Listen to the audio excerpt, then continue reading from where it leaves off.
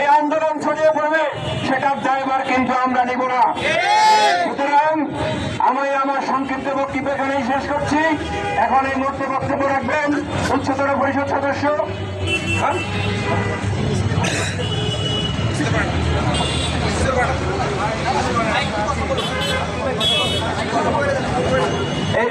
এই মুহূর্তে আমাদের মাঝে কথা বলবেন বাংলাদেশ গণ অধিকার পরিষদের উচ্চতর পরিষদের সদস্য জনাব আবু হানিফ ভাই।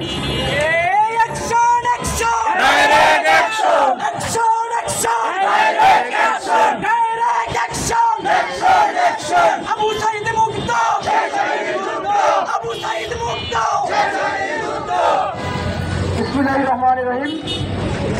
পাল্টার ছাত্র জনতার উদ্যোগে আজকের এই বিক্ষোভে বসার মিছিল, আপনারা জানেন যে গত 29শে আগস্ট গণ অধিকার পরিষদের সংগ্রামী সভাপতি ডাকসুর সহ বিপিনুল নূর সহ আমাদের প্রায় শতাধিক নেতাকর্মীর উপর পুলিশ এবং সেনাবাহিনীর কতিপয় সদস্য যেভাবে নির্মমভাবে হামলা করেছিল, সে হামলায় আমাদের অনেকে আহত হয়েছিল।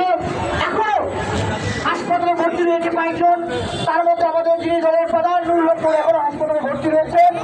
আমরা বারবার বলছি সেই হামলায় যারা জড়িত